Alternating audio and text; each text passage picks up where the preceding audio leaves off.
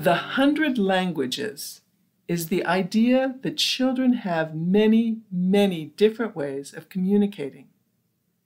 This idea is central to the Reggio Emilia philosophy. Reggio Emilia teachers not only try to listen and respond to the children's 100 languages, they also try to help the children develop their ability to use their 100 languages, to think and communicate in many different ways.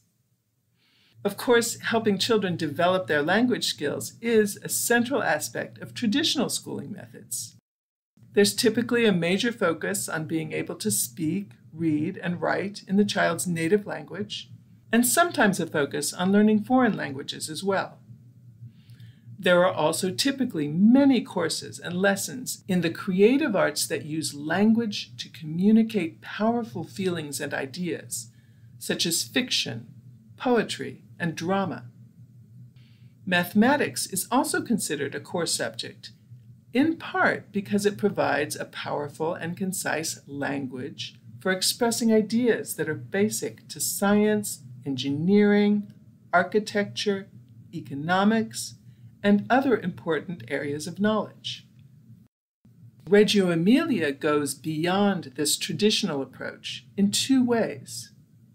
First, in also paying attention, as psychologists, social scientists, and artists do, to the many other languages that people use to communicate in everyday situations, in teaching and learning, in working together, and in expressing their feelings and ideas. Paying attention to all of the ways that children communicate brings depth and breadth to teachers' understanding of and ability to respond to students. It helps teachers develop a more accurate and helpful mental image of children's thoughts, needs, and understandings. It can also suggest innovative ways to document what children are learning and to organize and interpret that documentation. Developmental psychologists have demonstrated that language is central not only to communicating to others, but also in clarifying in our own minds what we understand, feel, and believe. Learning depends on language. So the other unique aspect of the Reggio approach in this area is a focus on helping children use their 100 languages to work through problems, recognize gaps and inconsistencies in their own understanding, and to connect themselves to new ways of thinking and learning. Paying attention to the many ways that adults use their 100 languages can also improve understanding and cooperation among teachers, parents, administrators, and others in the community who also care about your students' growth and learning. Now, most adults have become so adept at many kinds of communication that they use them without any conscious effort. This lack of conscious awareness can make it difficult at first to pay attention to some of these languages, which include tone of voice and body language of all kinds, such as facial expressions, gestures, and body stance and movement. Most children also typically use these types of communication without conscious thought, but they're not as adept as adults. A teacher who pays attention to these languages can not only improve their reading of a child's thoughts and needs, they can also sometimes help the children improve their own understanding.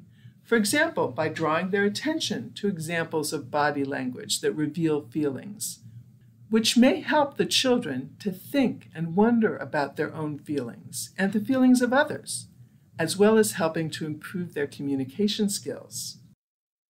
Other types of language do receive some attention in schools, but instead of being integrated into the main curriculum, they may be walled off as specialty subjects and may even be dropped altogether when there doesn't seem to be time or money for extras.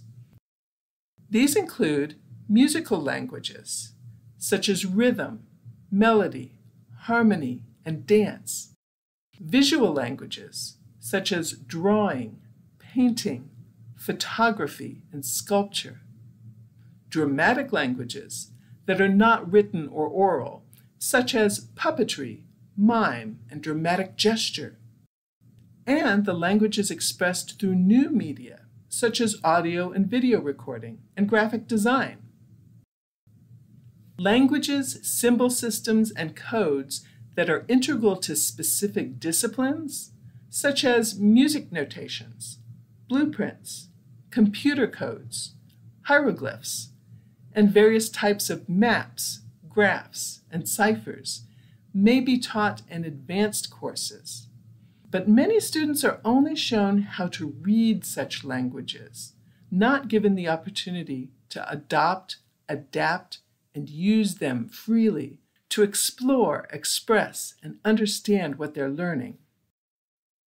The attention paid in Reggio-inspired programs to the 100 languages means that any and all of these forms of communication and more may be offered even to young children as media that can be mastered, as phenomena to be considered in themselves, and as means to explore and express what they are learning in the same ways that adults use them.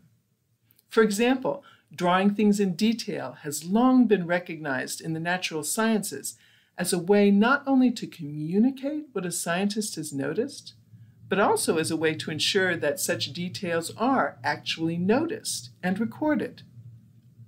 Engineers and architects use careful drawing and design techniques and sculptural models, along with mathematics, to think aloud about what might work, what might not work, and why, before they commit to actually building something. Color-based visual arts, such as painting, help artists and scientists and engineers and designers understand our universe and how we as humans see and interact with it. Various kinds of maps and graphs that show geography, weather, oceans, economic and medical information are also used not only to communicate to everyone else what the experts have learned, but also to help the experts themselves think about and understand and recognize and learn new things about their own subjects. Young children need to use their 100 languages, not only to practice the mental skills that connect them to new understandings, but also to practice the necessary physical skills.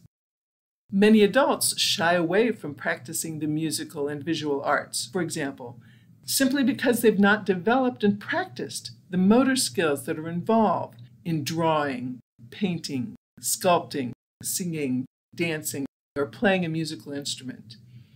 So they're not able to use those languages to adequately express what they see or think or feel. By offering the 100 languages to children from a very young age as adaptable tools for thinking about and expressing everything that they're learning and thinking, and not simply as decorative or expendable curriculum extras, programs that are inspired by this aspect of the Reggio Emilia philosophy give students the tools they need to take an independent, creative, and expressive approach to everything that they learn.